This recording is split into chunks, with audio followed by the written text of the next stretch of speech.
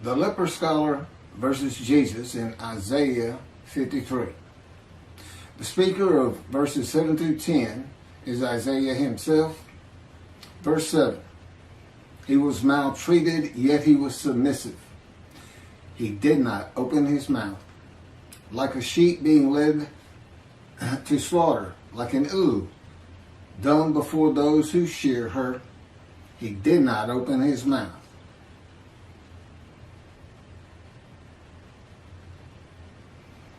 This isn't about sheep. This isn't about unblemished lambs. This is about not opening your mouth. That's just, I don't know, metaphor or symbolic of the sheep being led to slaughter. This verse can be identified in the book of Ezekiel. Again, the key to understanding Isaiah 53. God maltreats him, not man. Maltreatment is a part of being chastised and punished by the words and power of God to be made suitable for his purpose. With God, you are always submissive. It is necessary to break the will of a man that is going to be the servant of God, to temper and calm his soul and emotions. Ezekiel said he went in bitterness and the fury of his spirit in the hand of God. The chastisement, punishment, maltreatment, crushing, and bruising in God's fire of refinement is to remove this bitterness and furious nature of Ezekiel. It is to make a man meek and humble. Moses was called the most humble man on earth at the end of his life. God had him for 40 years. Ezekiel was sent to his house, and God bound him with the cords of his power so that he could not go out among the people.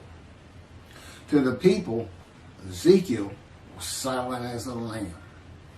He was cut off from society, cut off from the land of the living. Not unlike myself. God told me, go to your room. It's where I've lived for just about 13 years now. Well, it has been 13 years. And cut me off from everything. Had me stop practicing law. Had me terminate my law licenses. At my age, and I had been in Hawaii for 2 years before the colon cancer hit me back in 2001. And didn't have a whole lot of friends to stay away from to begin with. And not going to work at my age, those are usually where you have your friends and people you do things with. So that was gone. And my children are all married and they're all living their lives. They really don't know what's going on with me because I hadn't said much. I did right in the beginning, but just big question marks on top of their heads, so to speak. And never really said much about God talking to me. After the initial year, I guess it was, a couple of times. As I said, my daughter's in Galveston, Texas. My son is in New Mexico. And my oldest daughter is in San Antonio. That's the best of my recollection right now. We don't talk very much. They know I'm not happy or don't believe in that. I guess that's what it is, Jesus. And they're here in America. They consider themselves Christians. I wouldn't say they were Bible thumpers by any stretch of the imagination, but just saying such a thing here in America will have you ostracized real quick. And I'm sure it's something the Jews are well familiar with, the Jewish people. And to indicate that I believe Judaism is the religion of the three Abrahamic religions: Judaism, Christianity, Islam. By and large, people don't like to hear it here in America. They just don't. That's just the way things are. And I don't see it changing in a Messianic era. And if you watch this video, you know I'm very adamant about that. The man who is described and becomes God's righteous servant will be cut off from the land of the living and be silent as the lamb to all that know him, while God prepares him to be suitable for his purpose that might prosper. Just as he did with Ezekiel. Ezekiel, of course, was being made suitable to be a prophet to the exiles. And he was actually a part of the last deportation, I understand, or at least he was part of the exile. Now, Jesus talked until his last breath. In one gospel, Jesus is asked, "Are you going to remain silent?" And his response was to talk verse after verse after verse after verse after that. That was his answer to, "Are you going to be silent?" No, I'm not. I got plenty to say. And he was never confined to a house, to a room. He was always free to move. I was kind of surprised to see, oftentimes, he and his 12 would stay at a mountain near Jerusalem. Never see that in any kind of movie or anything. He did not live in Jerusalem. He did have a house. I'll get to that. Verse 8.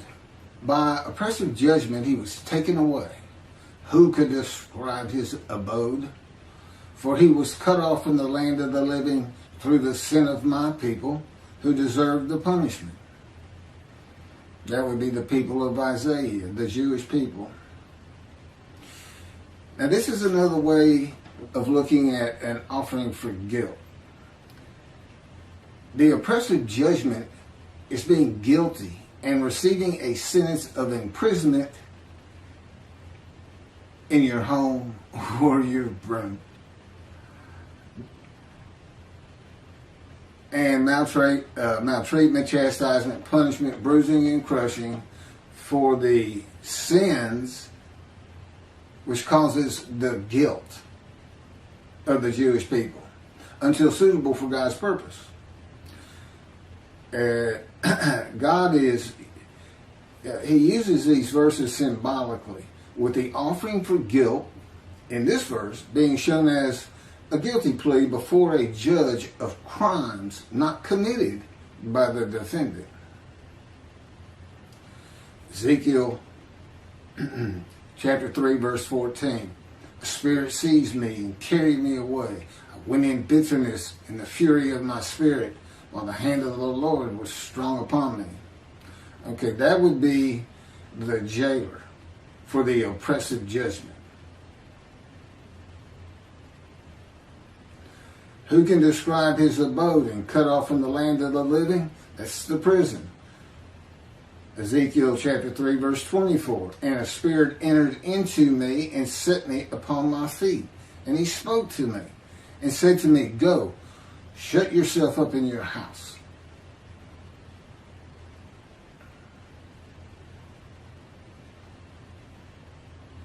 This is one of those situations. God is in his spirit.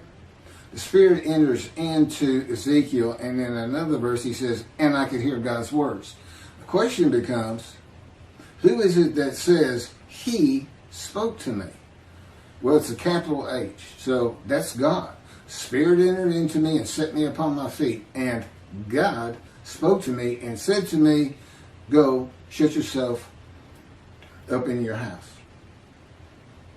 The chains that you would have in prison and put on by the jailer, I suppose.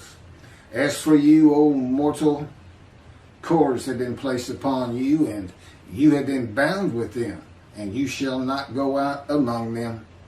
That's the people.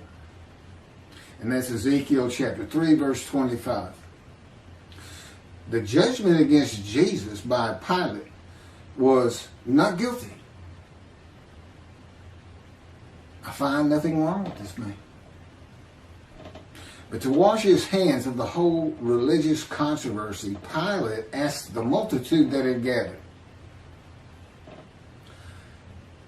And I don't know how many that is, and I don't know if the multitude was just Jews or if it included Arabs and Gentiles, and well, Arabs are Gentiles, but it doesn't tell us. A multitude had gathered, that's all we have. He asked them what they would have him do with Jesus. Release him? No, crucify him. And the multitude said, crucify him. That was not an oppressive judgment. It was not a judgment of being taken away or cut off. No, it was a sentence of death. It is oppressive, I grant you. But it's a death sentence. This is a sentence that is onerous, difficult to bear. And you don't receive long life. This man, here he has an oppressive judgment against him, and you have all these words like wounded, bruised, crushed, chastised, punished. But he's given long life. So it's not a death sentence.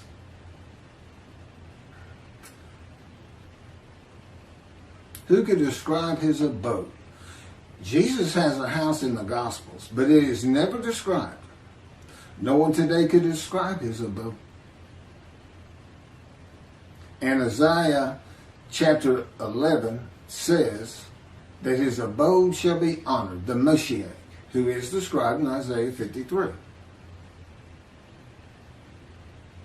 This is the book of Mark, the Gospel of Mark, chapter 2, verse 15, Holy Bible, King James Version, from the internet. And it came to pass that as Jesus sat at meat in his house, many publicans and sinners sat also, together with Jesus and his disciples. For there were many, and they followed him. Doesn't sound like shunned and despised to me. And of course, today nobody can describe that abode. All of Israel will be able to describe the abode of God's righteous servant. That would be me in this day of social media and phones with cameras. And it will be in Israel. It will be in Jerusalem. Now, what does it mean? It is to be honored. I don't know what that means, a fancy home, or just the fact that God's righteous servant lives there. For these past 13 years, I've basically been in a room in a condo with my parents. I mean, I pretty much stay in here all the time. I go down to the kitchen once a day, once or twice a day. But before that, when I was in Hawaii, we lived in I call it the little green shack. I mean, there wasn't anything to it at all. But the kids they were all over. I took my oldest daughter and my son. Initially, my young daughter at the time came out with us too for about a month. This is post-divorce. And my wife had custody of all of them, but she didn't want the first two. She was getting remarried, and they were a handful, not unlike their father. I've heard that more than once. But they were having a great time. It was good for them. They needed to get away from Houston for a while, and that's why I went. And but that's, after 2 years the cancer hit me. I did pass the Hawaii bar. I got the results in the hospital. But and it was difficult to take. I was in enormous pain, but it had to be done. I had a family to take care of.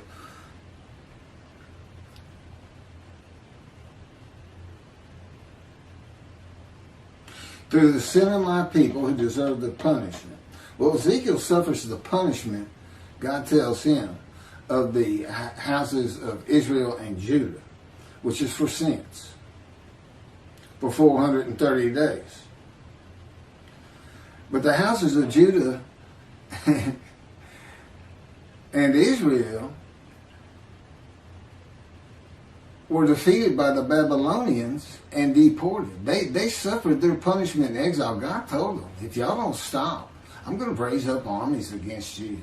You're going to, yeah. And so they suffered their punishment. There's no vicarious suffering in this chapter of Ezekiel, and God makes that clear. Basically, he's saying, you're going to suffer the equivalent of what they should suffer. The exile, 430 days pinned to the ground with your hands tied behind your back in the power of God. I don't know if that's really close, but God thought it was about right. Sounds pretty brutal to me. I myself, because I did something that in retrospect was about, it shows who I was when God first got to me. As he would say, when people ask you why it took 13 years to get you where I wanted you, or 13 plus years, tell them that story. He won't let me tell many, but he'll let me tell you this one. He's always saying to me, Keith, I am God. Particularly early on. And sometimes a lot sterner than that. Well, anyway, he had driven me to almost madness. That's how I say it. And anger. And then I hear, Keith, I am God. And I responded, God, I am Keith. I never did that again. He slammed me to the ground in his power with such force, it just about knocked me unconscious. Kept me there pinned for 5 days. Now, he did take me on visions. As a matter of fact, had been going through the Holocaust, many visions of the Holocaust. And the thing about my visions, a great many of them, I'm literally in the vision. I'm part of it. And it's amazing what he can do in a vision with your emotions, your feelings, and your thoughts. But it was a rough 5 days. And but it went a long way in getting me to realize you don't talk like that. He seems like a person. He seems like, your next door neighbor who's invisible that has come over and taken over your house. They're like guests that show up at your door and they come in and they tie you up in a chair in the back room. We're going to take over now. We got everything. Don't worry about a thing. Everything's going to be great. or the unwanted relatives that show up and you can't get rid of them, and they're driving you crazy sometimes. But that's just the brutality of going through the fire of refinement. But at the end,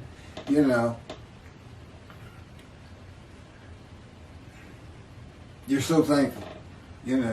I would have never been this man. I could never do the things he's having me do. I watch these videos before I post them, and I'm just like, I could never do that. I was pretty glib, but not like he has me be. And laughing and smiling, it's just like a different creature sitting there, and it's me. And it's almost dumbfounded. And I'll tell him, man, you were something else when you're operating the unit. Sometimes I call it. Anyway, again, he wants you to know these things about him. He's not just, everybody, I'm sure, especially those who seriously study the Torah and the time, you have your own perceptions of this entity, God. Not as a man, but as a person yourself. You can't help but start adding attributes to him of a man. And when he converses with you, he says, one man to another man. But it doesn't take long to realize this is an entity, a being that is nothing like man. Other than he exists and he does have emotions. And he did create everything. And of course, he relates to me in a way that I can understand. Is that how he is of his own when it's just him and his companion, the spirit? Probably not. It's different. So anyway, no vicarious suffering. God says every man is responsible for his own sins. And he tells his people, do not sacrifice your children. Because there was a false god that I don't, the fire god, I can't remember the name right now, but people would fire these idols up and toss their babies in as a sacrifice, and the Jewish people were doing it, and he told them, don't sacrifice your children. And what does Christianity say? God sacrificed his child, so we are forgiven of disobeying him. Again, when you make a human sacrifice, it's the man's. Camera just faded in and out. I may have to cut this short. As the Mayans did, they were looking for favor. They made the sacrifice so their gods would do something for them. What was God making the sacrifice of his child for the Gentiles to do for him? What was he trying to get them to do he couldn't get them to do? What's he looking for? So I don't, and they say the Hebrew Bible, the Bible he gave his children, is prophetic of this human sacrifice. And again, Jesus says, God no longer wants bulls and goats for sin. As I told you, he did away with the system through his prophets. Isaiah chapter 1, Amos, in the Psalms. He said, no more. No more. Don't offer them to me. Stop sinning, I'm going to punish you. And that's what he did. But he didn't ever leave them. He married them. He espoused them. And he tells them, there's one psalm he said, basically says, I don't care if every single one of you turn your back to me. I don't care if every single one of you is sinning and not practicing my laws and commandments. I'm not leaving you. You're mine. But I will punish you. That's God.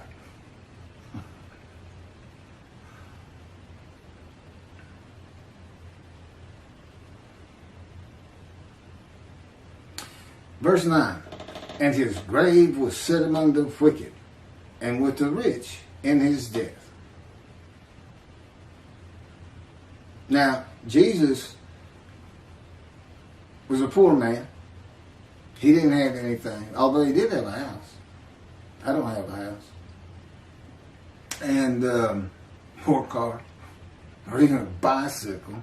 God didn't have me get rid of my bicycle. I had walked for 13 years, like I'm in the Exodus. They camped out for almost 20 of those 40 years in front of a Don who never would let them pass through. That's what's, it's as though that's just part of the story that God knew he was going to write, that he was coming from a Don. Because, see, he's with Moses. Moses wasn't allowed to go through. That means God didn't go through. Because Moses was a host of the Lord's host. The Spirit had entered him. God was in the Spirit. So God and the Spirit are in Moses. Doing what they did with me. Controlling everything. You're still yourself. It's not like some possession where, if you watch Supernatural, for instance, these demons will possess somebody and they push that person to the back, almost like they're not part of it anymore. That's not what this is. I'm a host, and they are guests, so to speak, and they're very kind of good guests. They take care of you. They make sure you feel like yourself. They do good things for you. Even though I have to go through this fire of refinement, which I'm told ends when I get to Neblat, Ben Gurion Airport in Jerusalem. I can't wait to get there. But and doing work like this, see, there's been long periods where I just, when writing was done, and it was just it's just brutal when I don't have work to do for him. He said, I can always make you a little bit better. So, and again, you can read about some of this a little bit more graphic in the life of the righteous servant of God in Isaiah 53, which is my life. God had me type. He dictated it. He's my ghostwriter, which is, really, that's something else. It's just a life of getting hurt. banged up and suffering. I mean, that's what it's focused on, you know. So there's some interesting things in there. A lot of information, but really to get outside of Isaiah 53 and see other matters of the Bible that aren't ever discussed, or whether the knowledge is weak, like it is with Isaiah 53 today in this teaching of Israel being the righteous servant. There's a lot of other material, and there's a lot more on Jesus and his story and the Essenes and this and that. Probably about 7 chapters, and the rest of it is all Judaism, the Jewish people.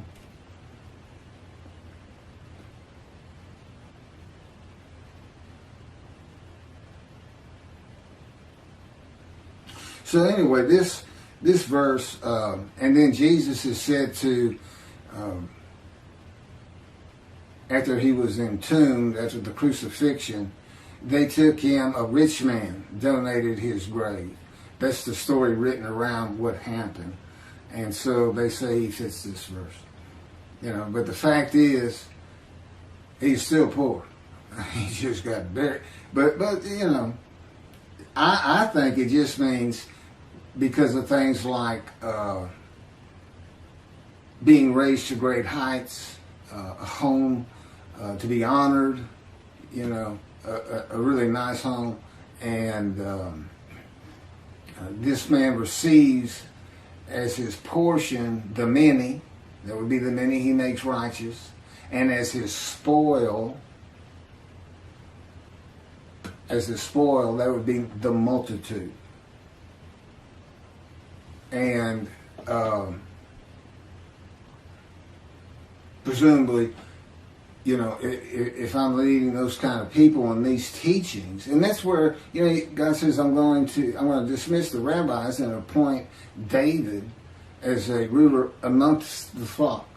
Well, this will be what I do. Is the things that he would have me do, of course, as his servant, but also the matters of the book. This teaching of a different end times, the mysteries of heaven.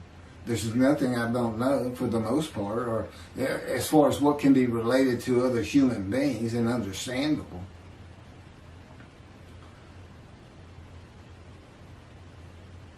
So, and we know he's a man of suffering and had to rise to great heights. So, and then he's taken from the world. You know, he took me to poverty. So, to me, I read that, and, you know, I was a poor person, but I'm going to end up rich. Verse 10. But the Lord chose to crush him by disease, that, if he made himself an offering for guilt, he might see offspring and have long life. And that through him the Lord's purpose might prosper. But the Lord chose to crush him with disease. Now, I think I've covered that sufficiently. I'm familiar with disease. My life was crushed by disease, by cancer. I was supposed to die 20 years ago. God says, I took it from you. I gave it to you, and I took it. I gave you cancer, but you survived because of me. I orchestrated you getting shot through the abdomen. You're the man of suffering. A lifetime of it. But I made sure you didn't die. Now, I don't know exactly how he did that, but, you know, possibly he was in the operating room and helped the surgeon's hand. I don't know. But it's very difficult to be shot in the abdomen when you're 18 years old. It's very traumatic, to say the least.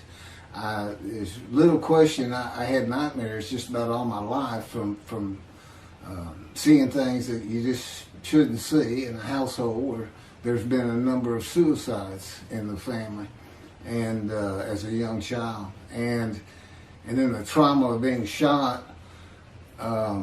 And that's what I believe was always causing this headache I had. It was from biting down, it was inability to sleep good, nightmares, which is a byproduct of post-traumatic shock disorder. And that's what I thought my problem was. And I was destroying my jaw joint by all the biting down. And as I also just mentioned in the last video, God controls my dreams. So that stopped. But he also was causing that pain. He was causing me to do that because, again, I'm the man of suffering. He came to me in the womb to make sure I fit these verses. And that's the only proof I can offer you that I actually offered myself for guilt to him. Guilt that was just a test, which I'm about to get to one more time. I'll run through it because that's novel, that's new, but it all fits. That's the thing about all these teachings in Isaiah 53 in the day of the Lord and in my book. I mean, once he speaks to me, I mean, the first 6 or 7 chapters are just brief histories of accidents I went through and of my life and just kind of a chronology. I went to school, how that happened, always getting in trouble, leaving home, the works. And, failing 9th grade, barely getting into college. I had to go into summer school. The only reason I even went to college is because I got shot. It changed, and God says, well, I knew how it was going to change you. And it did. I finally realized that, you can't just fool around in this life. I need to do something with myself. And because I wasn't going to get out of high school. I had just failed too many classes. Mostly because I just didn't like it. Well, I wanted to be elsewhere. So I was always skipping school and this and that. And like I said, getting in fights and getting suspended and thrown out. And I got thrown out of one school. Again, another alteration with the principal. I mentioned when in the 2nd grade I had an altercation. And then I had another one in high school and they told me to cut my hair. and I did. I always wore my hair in a ponytail. It was nice and neat.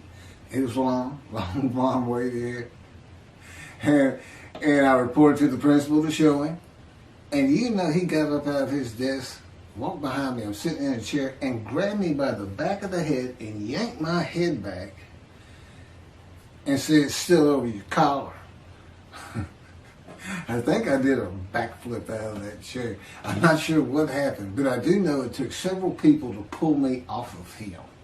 That's how volatile I was. I mean, I was just, God would say, tell him.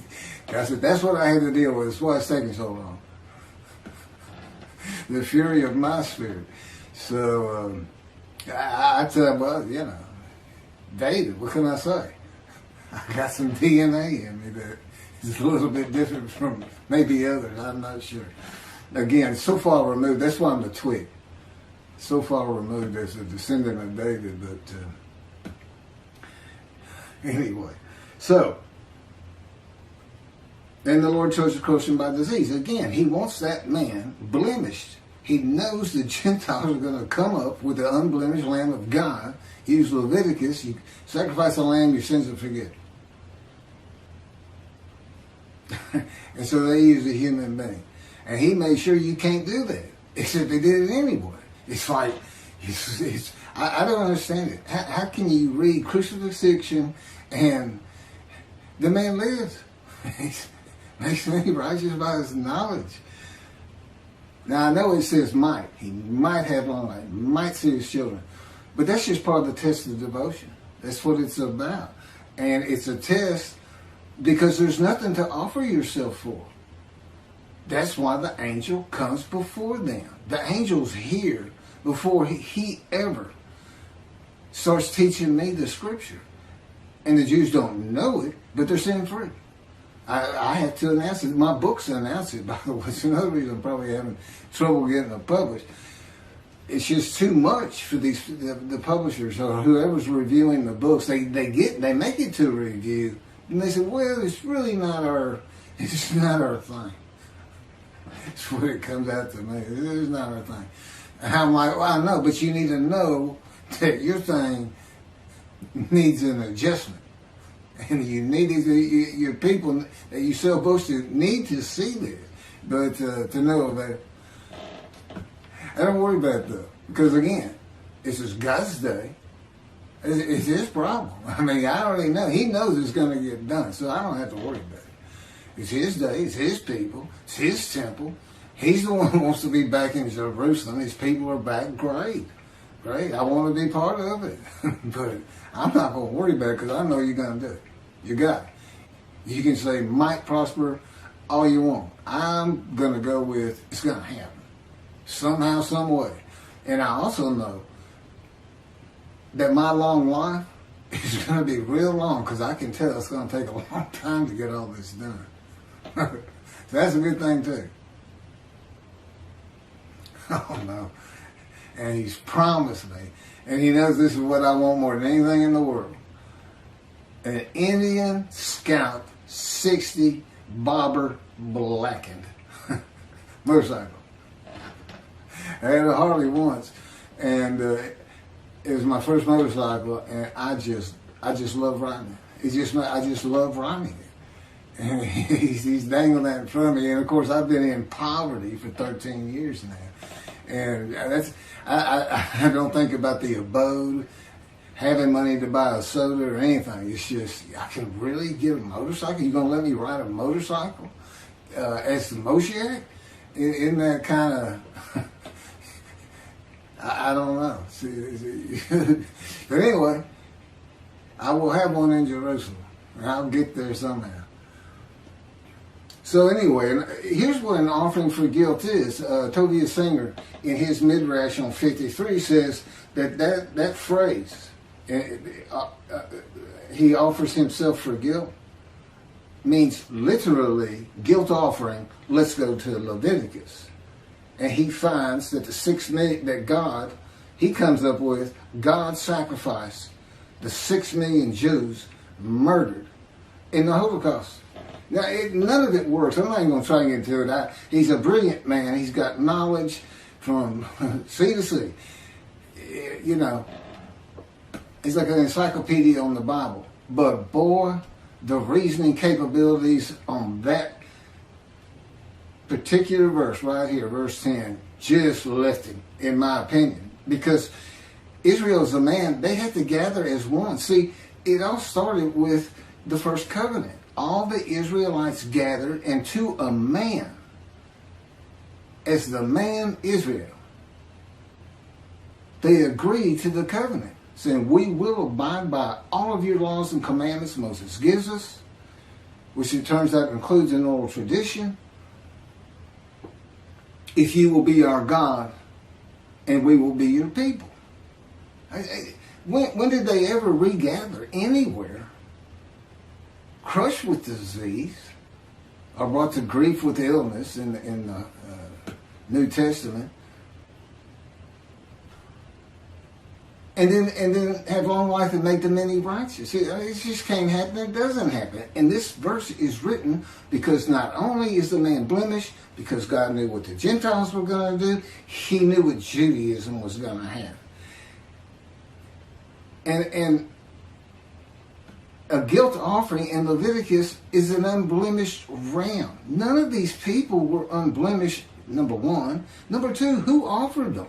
Did Hitler offer them? He didn't get long life and make the many righteous. Those people didn't get long life and make the many righteous. I don't know what he's thinking. I really don't. But I know he's a good man. And he practices Judaism to the T, I'm sure, as an Orthodox Jew. But, you know, really, and of course, as with all rabbis, he's dismissed. He's no longer in right standing with God, but he's got a long way to come back because he's going to have to straighten that out. He needs to get hold of these books, and I do want to relate to him. That's why I'm saying, well, that's why God's had me say to it, I want it. Doesn't matter to me either way. I just do what I'm told. I say what I'm told to say. I'm commanded to do it. You don't say no to God.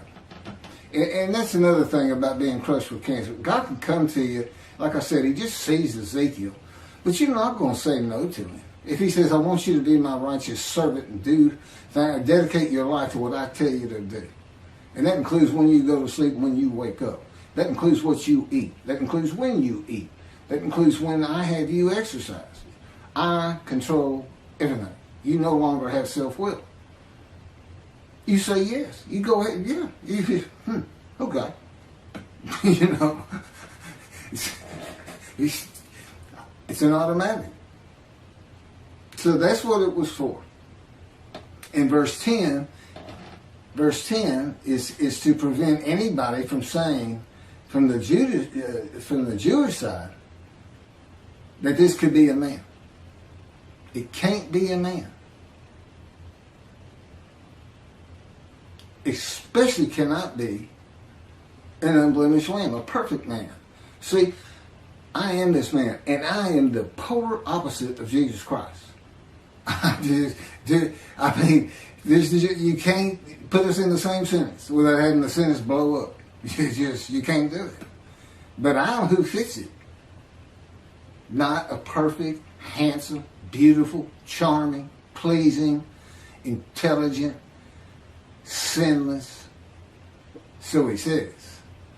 I don't know. False prophecy, I'm going to come back. He doesn't do it. Is that sin?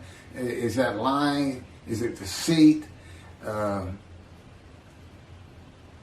But this whole Zechariah thing, I'm gonna ride into Jerusalem on an ass as all the prophets say of me, I shall be mocked, spit on, scourged, killed, and rise on the third day. And yet the prophecy says the man will ride an ass into Jerusalem, and the next verse is, it's summed up, defeat Rome. In his time, today it would be throw the Palestinians out of Israel, get them out of there, make them go to Jordan, tell them that's it. We're not having them. You're not going to keep launching bombs at us. You're not going to live inside our land. This is God's land. You can't come in here and possess it. You can't adversely possess it.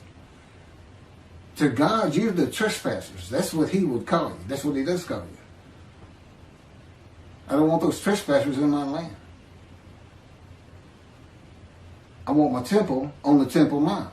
He said, I don't care about their mosque. I ain't care about our synagogues as though I got to have an excuse, and I don't. I just have a feeling. If we weren't in the modern era with satellites and television and social media, that he'd just say, drive them into the sea. And their families, just like the promised land with the Israelites. Drive them into the sea. Get them all. Take their women and children. Take their stuff. And take their animals, drive them into the sea. Just be done with them. See, he's not a human being. He is a being that has a whole different agenda and idea about everything. And of course, I live learning his perspective on things. And I get it. It takes a while, but you do get it. He just has a different way of thinking. So, but of course, I love it. It's great. So anyway, let me get back to where I was and finish up. The speaker of verses 11 and 12 is God, and I'll pick that up on another video and end my, basically my video midrash on Isaiah 53.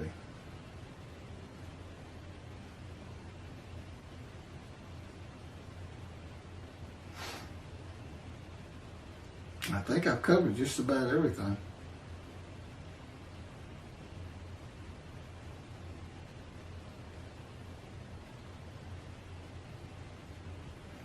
So anyway, here's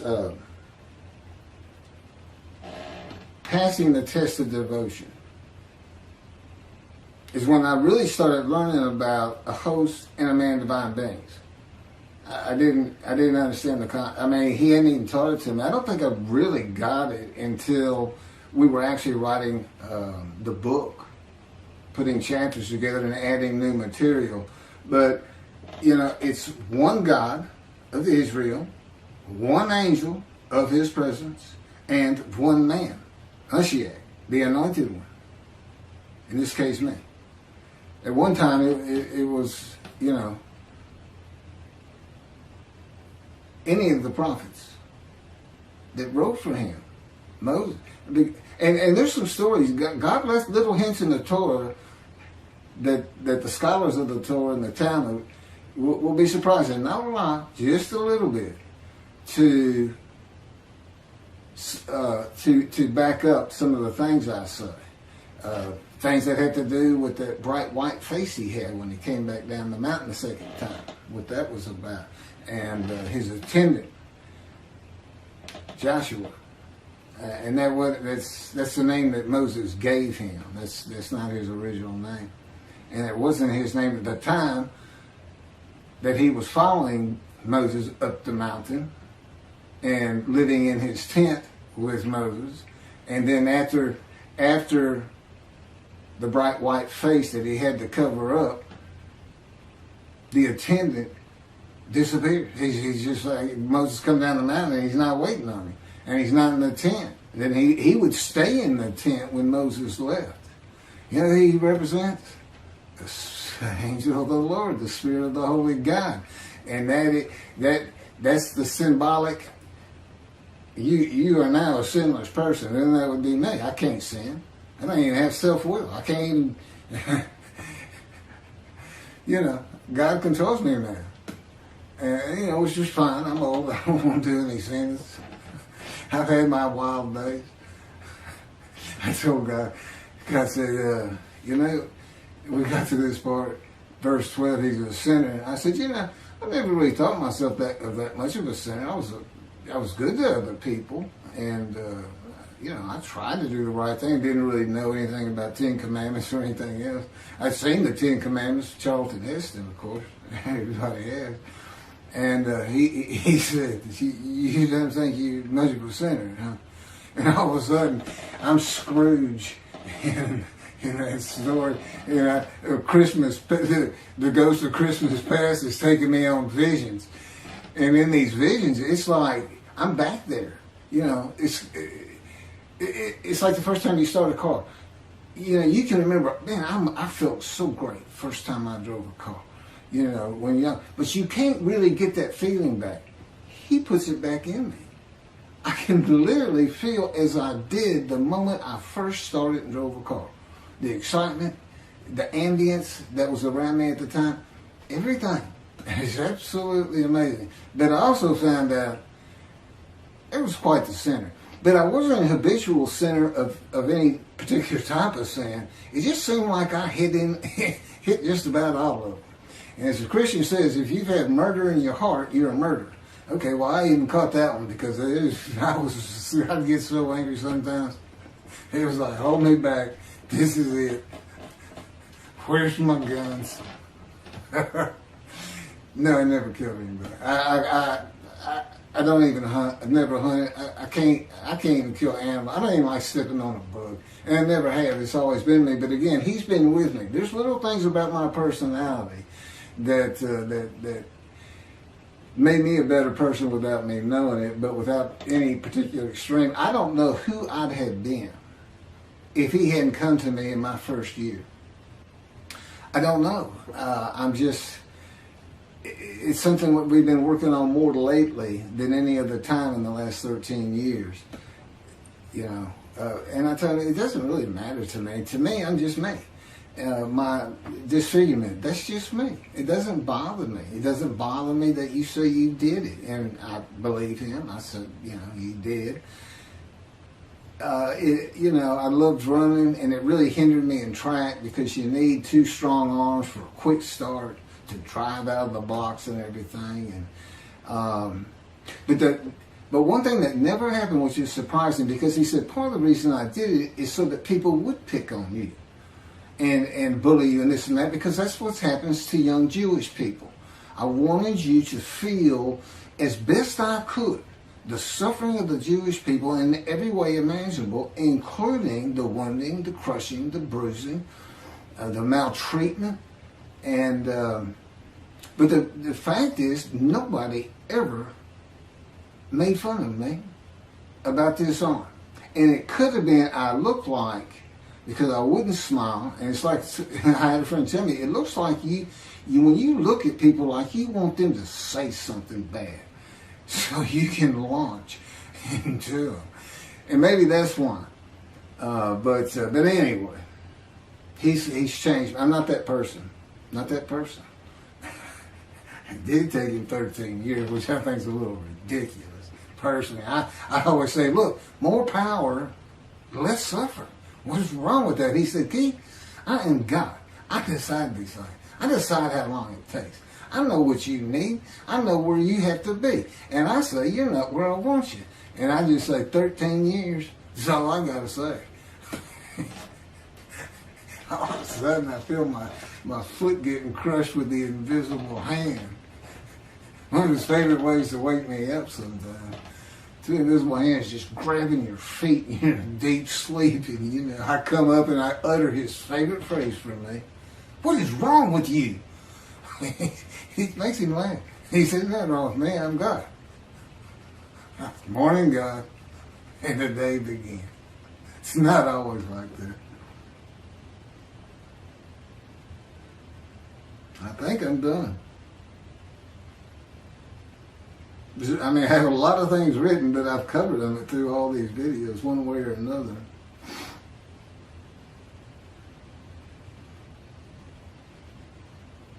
Okay, this is the last of the verses by Isaiah.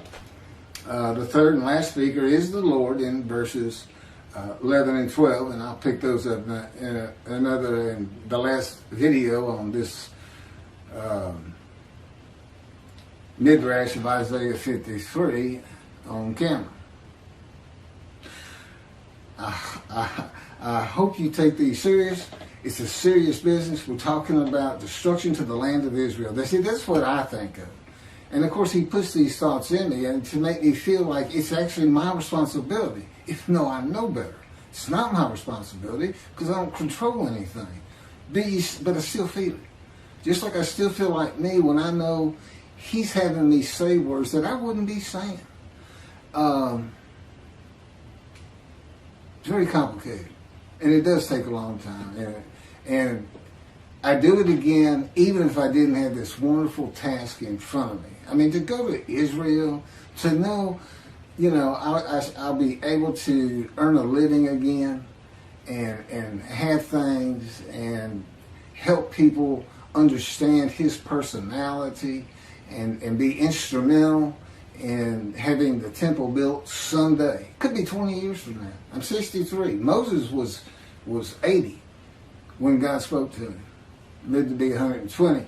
I don't want to be 120. Is that story? Or was he really 60 and lived to be 100?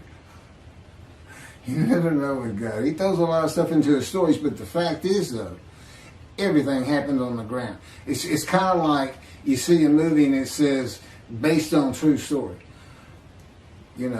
Because God said, it's like the dialogue. He said, if you heard the way they talk to each other sometimes, he said, in the Bible it might say, and Jacob said, or Saul said, okay. Yeah, well, or Saul said, no. And it may have been a gesture. God said, okay, and Saul said, no. Because if you read the dialogues, they're all the same throughout the book. Yeah, and it's like third grade reader. It's very proper, very clean, very. And God said, these books have to sell. They have to get around.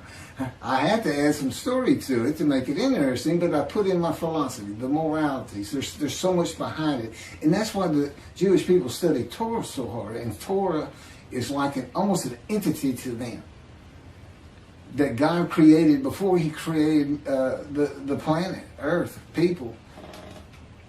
And he did, but what they need to know is it's not just the Torah he had written.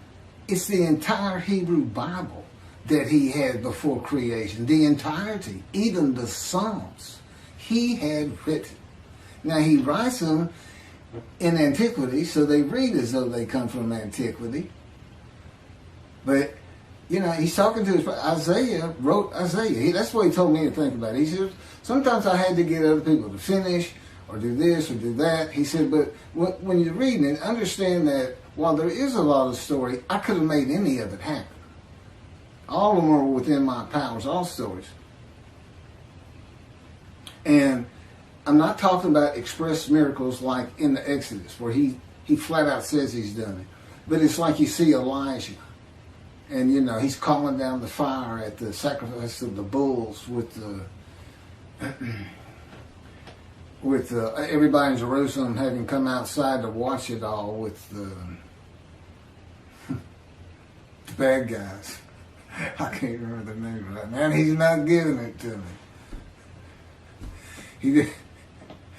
You think God's control you, you'd be a perfect person. You'd be like a Jesus. No, I'm still Keith. Listen, I'm still me.